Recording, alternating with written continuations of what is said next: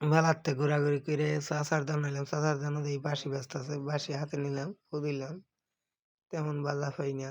তারপর ট্রাই করতেছি বাজার নিয়ে বাজাইতে বাজাইতে। তারে নাইম ডেকে ডাক দিল, নাইমে তার বলে দেখা করতে গেল, দেখা করে এলো। আরেক ভাই ভিডিও করতেছে,